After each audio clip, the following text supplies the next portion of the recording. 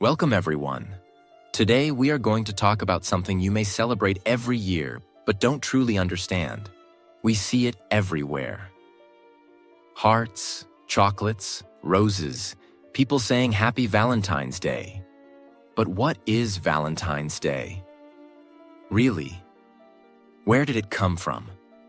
Why do we celebrate love on February 14th? Is it just a holiday for couples? Or is there something much deeper? Something you were never told? Because behind this one day of gifts and romance, there is a real man, a secret, a sacrifice, a story that begins not in a restaurant, but inside the dark walls of the Roman Empire, where love was banned. This is not just a story of Valentine's Day. This is the story of what it means to truly love, even when the world is against you. And as you listen to this story, you're also improving your English with real history, simple words, and powerful storytelling. So if you want to learn more English through emotional, true stories like this, subscribe to our channel, because we don't just teach English, we make it unforgettable. Chapter 1. The World Before Love. The Roman Empire, 3rd century. The year is around 250 AD. You are living in the Roman Empire, the largest and most powerful empire in the world at that time. But it's not a peaceful time. Rome is at war, fighting against enemies from the outside and dealing with rebellion inside. Soldiers are dying. Enemies are growing. And the Emperor Claudius II is worried.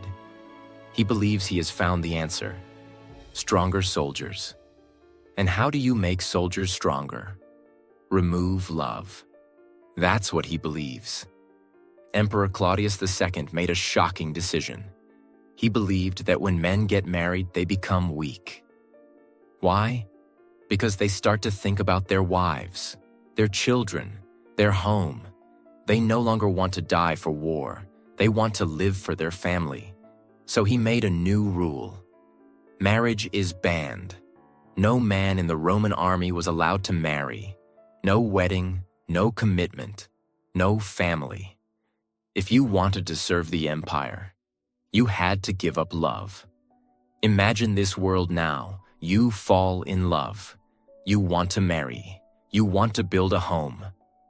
But the government says no. Thousands of young couples cried in silence. They couldn't get married. They couldn't start a life together. They were forced to live like strangers. People were scared. They whispered their love in dark corners. They avoided soldiers. They stopped dreaming. But someone was watching this pain. Someone who believed that love should never be a crime. And his name was Valentine. The empire was silent. No weddings, no celebrations, no love stories. But inside that silence, one man was not afraid. His name was Valentine. He was a Christian priest living in Rome. But more than that, he was a believer in something the empire had forgotten: the power of love. Who was Valentine? Valentine was not a king, not a soldier, not a man of war. He was a quiet priest who believed in faith, kindness, and compassion. In a time when Christianity was still illegal in Rome, he was already taking risks just by living his truth. But what made him different was this: he believed marriage was sacred.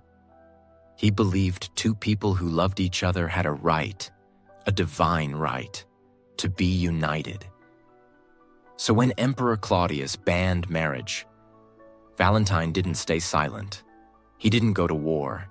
He didn't give speeches in public. He didn't fight with weapons. Instead, he fought with faith. At first, it was just one couple. They came to him quietly, afraid, desperate. "Father Valentine," they said, "we love each other, but the empire won't allow us to marry. Can you help us?" Valentine looked at them. He didn't see rebels. He didn't see enemies of Rome.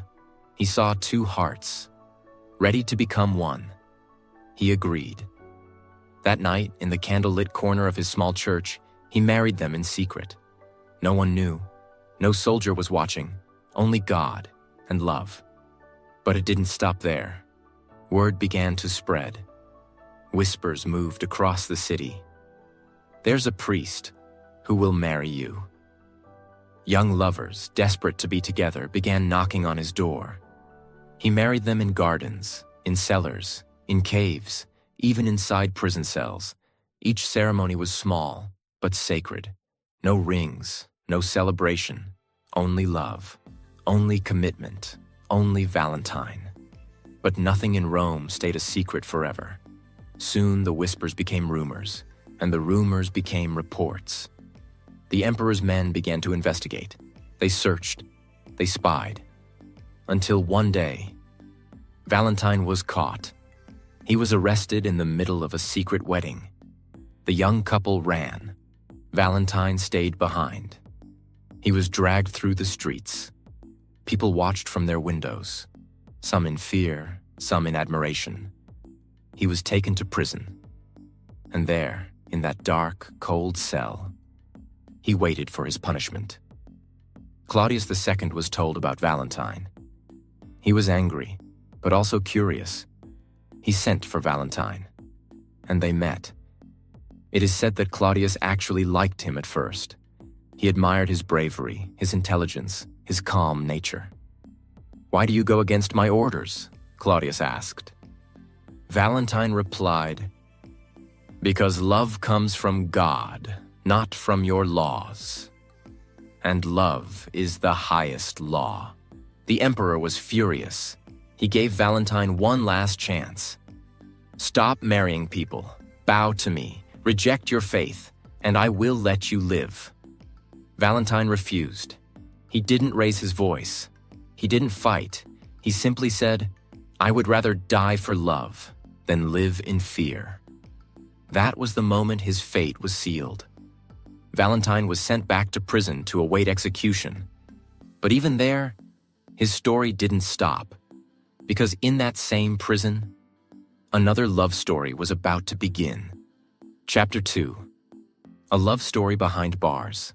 The letter that changed history. Valentine was sent back to prison to await execution. But even there, his story didn't stop, because in that same prison, another love story was about to begin. The prison was cold. The walls were made of stone. There was very little light. Only a small window high above the wall allowed a thin line of sunlight to enter during the day. Valentine was no longer free. He had no church. No couples coming secretly at night. No candles. No prayers spoken over newly married lovers. Only silence. Only chains. Only time. But even in that darkness, something about him was different. The other prisoners noticed it. He did not cry. He did not curse the emperor. He did not complain. Instead, he prayed. He spoke gently to the guards. He comforted the prisoners. He remained calm. It was as if the prison could not break him. The man in charge of the prison was a Roman officer. Some stories say his name was Asterius. He had heard about Valentine. He knew this was not an ordinary criminal. This was a priest. A man who married people in secret. A man who refused to obey the emperor. The jailer was curious. One day he decided to meet Valentine face to face. They talked for hours. They discussed faith. They discussed truth. They discussed love. The jailer began to see that Valentine was not dangerous. He was not violent. He was not trying to destroy Rome. He was simply protecting something pure. The jailer had a daughter. She was young, kind, gentle, but she was blind. From birth, she had never seen the sky, never seen her father's face, never seen sunlight, flowers, or the city of Rome. She lived in darkness. When the jailer spoke to Valentine about her, he said, My daughter cannot see. If your God is real, can he help her? This was not just a question, it was a test. The jailer brought his daughter to the prison cell. Imagine this moment. A blind young girl carefully walking into a cold prison room, her father guiding her hand, chains on the wall, a priest sitting in silence. Valentine spoke gently to her. He described the world to her in words. He told her about the blue sky. He explained what the ocean looks like. He described the color of roses. He spoke about sunlight, about birds, about love. For the first time in her life, she began to imagine light. She visited him again, and again, and again. They talked about faith, about hope, about kindness. Some stories say she began to believe in his God. Some stories say she began to love him, not in a romantic way, but in a deep, emotional, spiritual way. A connection formed between them. In the middle of prison walls, a friendship was born. One day, the jailer asked Valentine to pray for his daughter. Valentine placed his hands gently on her eyes. He prayed, not loudly, not dramatically, just a quiet prayer. And according to legend, something impossible happened. The girl began to see. At first, only light, then shapes, then colors. Imagine her opening her eyes and seeing her father's face for the first time. Imagine seeing the sky for the first time. Imagine the prison cell suddenly filled with tears, not of pain, but of shock and joy. Was it a miracle? Was it legend? Was it a story that grew over time? History cannot prove every detail. But this story survived for centuries, and it changed everything. Even after this, Valentine's fate did not change. The emperor's order remained clear. Execution, February 14th. The date was fixed. The prison became heavier. Time moved slowly. Valentine knew he would die, but he was not afraid. He had already made his choice long ago, when he decided that love was more important than fear. On the night before his execution, Valentine asked for paper and ink. He wanted to write one final message, not to the emperor, not to the church, but to the jailer's daughter, the girl who once lived in darkness, the girl who now could see. He wrote a short letter. Some say it was a goodbye. Some say it was a message of faith. Some say it was filled with encouragement. But at the bottom of the letter, he signed it with 4 simple words. From your Valentine. He did not know that those words would travel across centuries. He did not know that one day, millions of people would write those same words on cards filled with hearts and flowers. He simply wrote them as a final act of love, a final act of connection, a final act of humanity. The next morning, February 14th, around the year 269 AD, Valentine was taken out of his cell. No music, no celebration, only soldiers, only silence. He was executed. A priest who broke the law, a man who married lovers, a prisoner who healed a blind girl, a human who believed love was sacred. His body was buried, but his story was not. Because stories like this do not die. They grow. They travel. They change history. Valentine was gone, executed, buried. Another name in the long history of people who died for their beliefs. But something strange happened after his death. His name did not disappear. In fact, it began to rise. Quietly at first, then loudly, then forever. The man who died in a cold prison cell was about to become a symbol for the most powerful force on earth, love. After Valentine's death on February 14th, around 269 AD, The few who knew him began to share stories. Stories about the priest who married couples in secret. Stories about the girl who was healed. Stories about the final letter signed, "From Your Valentine." At first, these were only whispered between Christian families. Remember, Christianity was still illegal in Rome at this time. But even in fear, the story of Valentine was too powerful to stay hidden. Over time, the story spread through word of mouth, passed from family to family across villages and cities. Every time a couple got married in secret, they remembered Valentine. Every time someone believed in love more than law, they remembered Valentine. Then everything changed. In the year 313 AD, the Roman Emperor Constantine signed the Edict of Milan, which made Christianity legal. This changed the world. Churches were built, priests walked freely, and the stories of Christian martyrs were finally told openly. Not in secret, but in sermons. Valentine was not forgotten. He was remembered as a martyr, someone who gave up his life for faith. But Valentine was different. He didn't just preach in public. He protected love in silence. This made him special.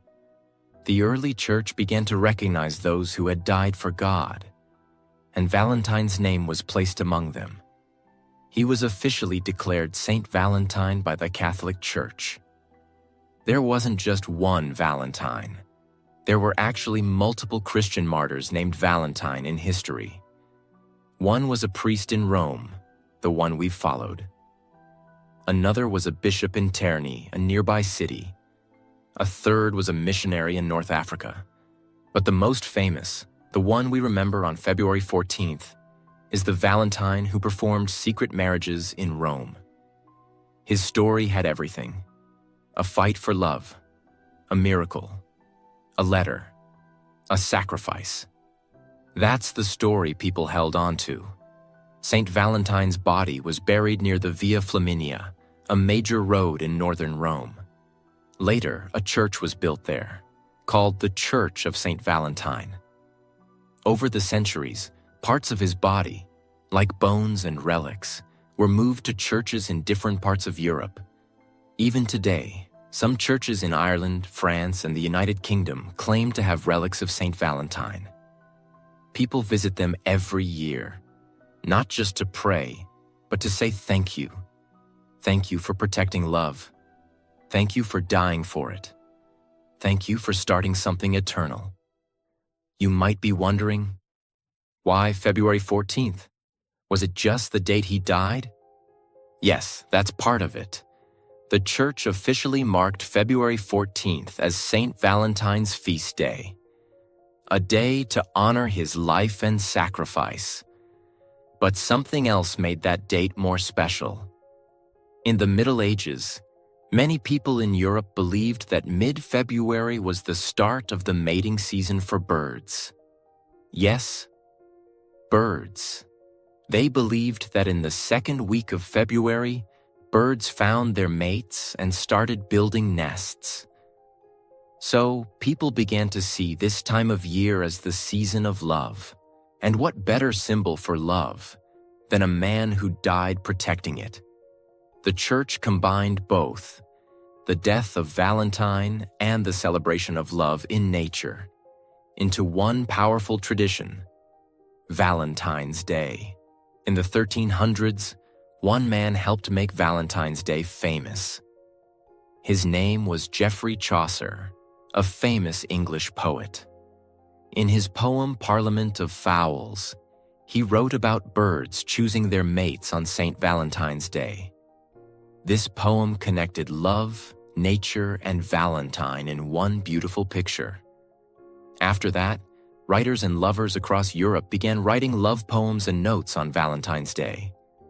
These were called Valentines, handwritten, full of emotion, sealed with love. And the tradition began.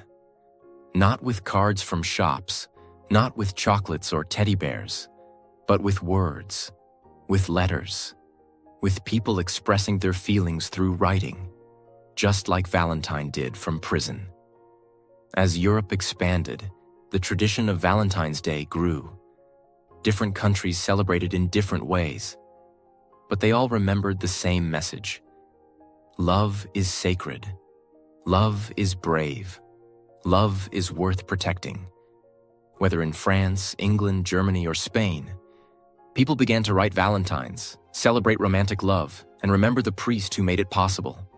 And as time passed, the world slowly forgot the details, but the date remained. February 14th, a day for love, a day for words, a day for brave hearts, a day that belongs to a man who died in silence, but gave birth to something louder than any empire: true love. Chapter 3. From Faith to Flowers: How Valentine's Day Became Romantic and Commercial. During the Middle Ages, love was not public. Most marriages were arranged. Love was quiet, controlled, often hidden. But writers and poets started to change that. They began writing stories of romantic love, passionate, free, full of emotion. Valentine's Day became the one day in the year when lovers were allowed to express how they felt. Even if they could not marry or even meet in public, people began to send secret notes, write romantic poems, drop handmade gifts at doorsteps. It was still quiet, but it was growing. By the 1500s, the word Valentine had become a symbol. To be someone's Valentine meant, you are the one I choose. You are the one I feel something for. The oldest known written Valentine message was sent in 1415. It was a letter from Charles, Duke of Orléans, to his wife. He was in prison at the time, just like Saint Valentine himself had been. He wrote her a poem on February 14th, calling her his Valentine. That letter still exists today in the British Library. By the 1700s, people across England and France were handwriting Valentine's messages on paper, folding them carefully and tying them with string. They weren't buying anything. They were just writing what they felt. No pressure, no money, just love in words. But soon, everything would change. In the 1800s, the Industrial Revolution began. Machines were invented. Paper became cheaper. Printing became faster. And with these changes, Valentine's Day was ready to explode. In 1840s England, a woman named Esther Howland in America also had a big idea. She saw beautiful Valentine cards from Europe and thought, why not sell them? She began producing decorative Valentine's Day cards in large numbers, with lace, drawings, and poems.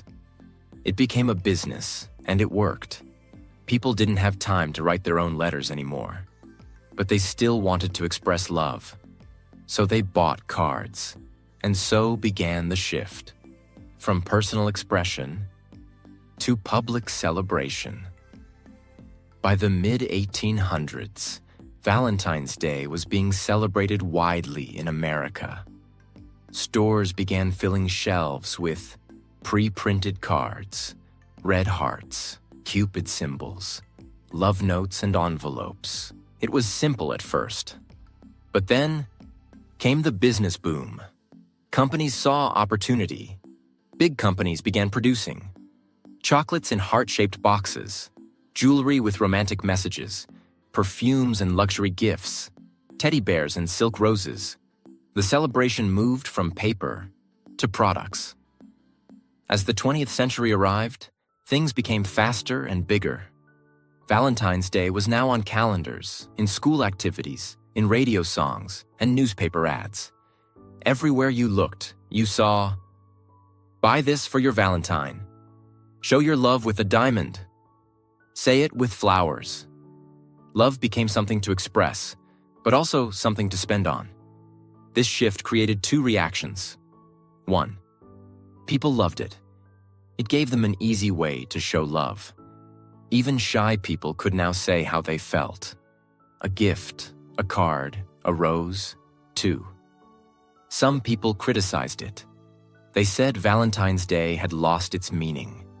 It had become a marketing holiday, focused more on money than on meaning.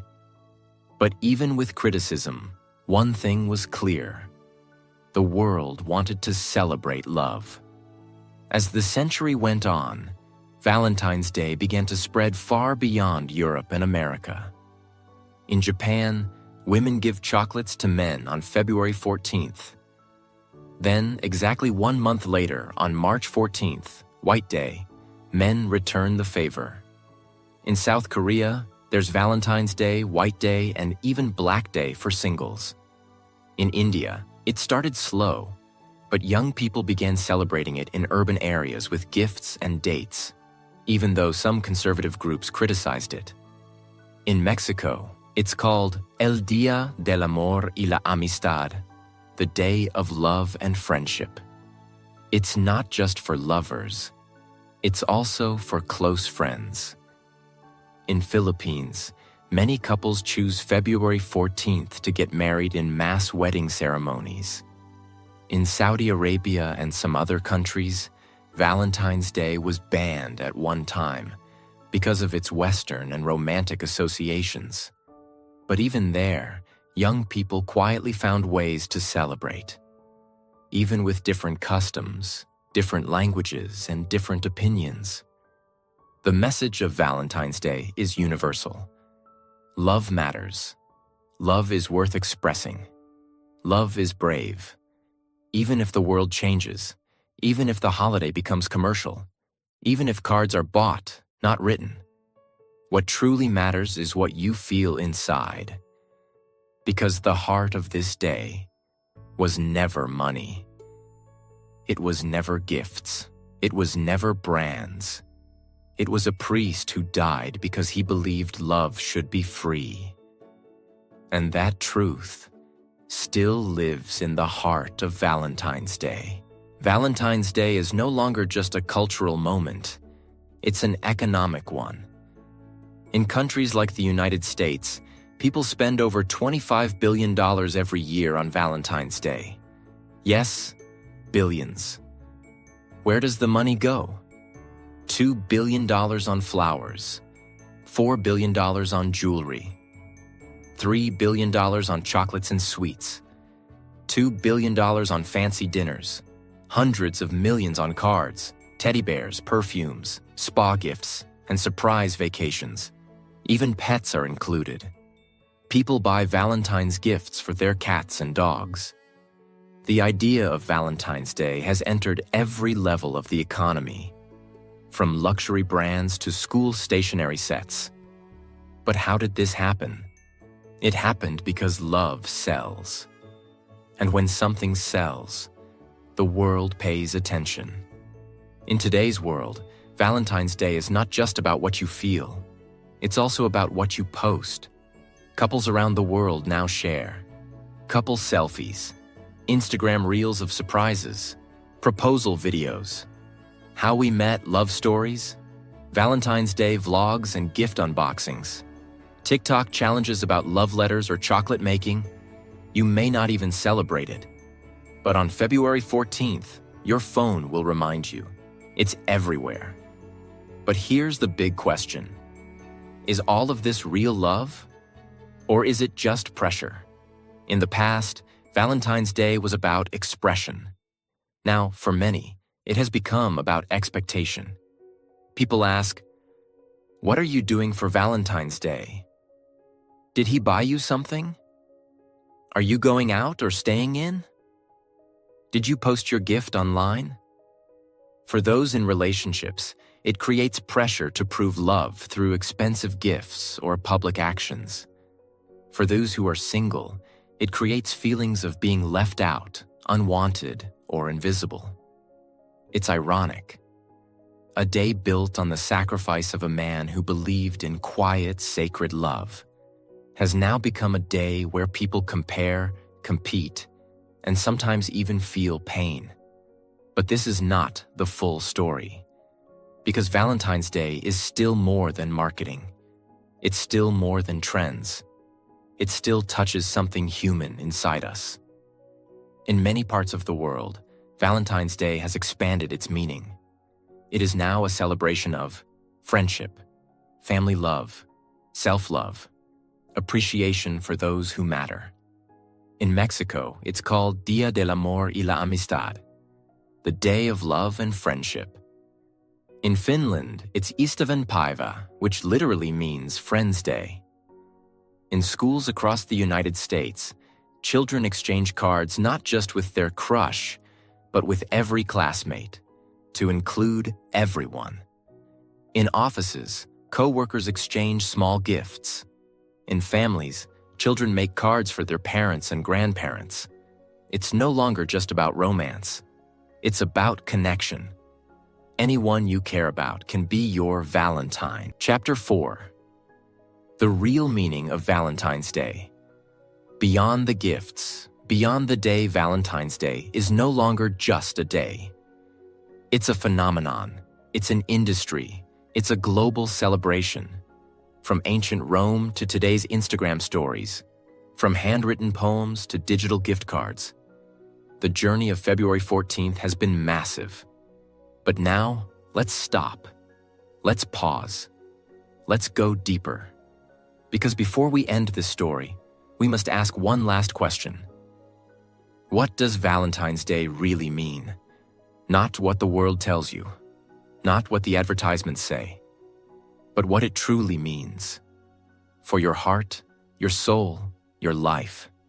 Today, people associate love with roses, gifts, teddy bears, perfumes, and chocolates. But those are symbols. They are not the source. Love doesn't come from money. It doesn't come from how big your gift is, or how many followers like your romantic post. Love is not something you can buy. It is something you give, something you build, something you feel, and something you fight for. Just like Valentine did. Valentine didn't give flowers. He gave his life. He didn't post a reel. He wrote one letter behind prison bars before his execution. 4 words. From your Valentine. That was the first true Valentine's message. And it came from a man who chose love over safety. That is the soul of this day. The Roman Empire thought it could control love. They tried to ban it, silence it, crush it. They had power, they had soldiers, they had laws. But Valentine had faith. He believed that even if you take away the wedding, even if you arrest the priest, even if you kill the man, you can't kill love. Because love is not outside you. It's not in the church, not in the box of chocolates. It's in you. And that can never be banned. That's why, even after 1,700 years, we still speak his name. We still write, "Be my Valentine." We still celebrate love. Because love never dies. You don't need a boyfriend or girlfriend. You don't need someone to take you to dinner. You don't need roses at your door. You can still celebrate Valentine's Day powerfully by choosing to. Call your parents and tell them you love them. Hug your child and say, "You make my life better." Send a message to an old friend and say, "I miss you." Forgive someone who hurt you. Forgive yourself. Look in the mirror and say, "I love who I'm becoming." Because love is not just romance. It is care. It is connection. It is appreciation. It is kindness in a world that can be cruel. It is bravery in a world that often chooses silence. You don't need permission to love. You don't need approval to feel deeply. You don't need a special person to celebrate. You need only one thing: a heart willing to express. That's it. Flowers fade, chocolates melt, jewelry breaks, social media posts are forgotten. But what never fades? The letter you wrote by hand, the time you held someone when they were breaking, The night you listened without judging. The words you said when someone needed them most. The sacrifice you made that nobody saw. That is real love. And real love is not always loud. It is not always beautiful. It is not always perfect. But it is always powerful. Just like the love that started it all. Quiet, behind walls, between a priest and two scared lovers in a time when marriage was forbidden. Before we end this video, I want to say something from my heart to yours. Tomorrow is Valentine's Day. But please don't wait for someone to give you flowers. Don't wait for someone to make you feel special. Don't believe that this day is only for couples.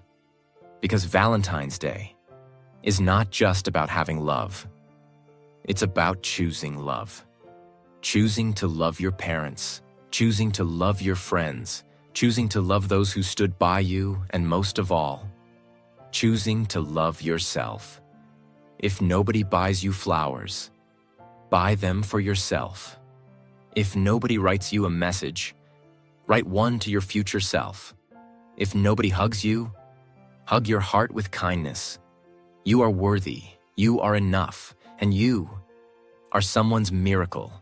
You are someone's peace. And one day, if you haven't already, you will be someone's forever. So this Valentine's Day, don't just celebrate love.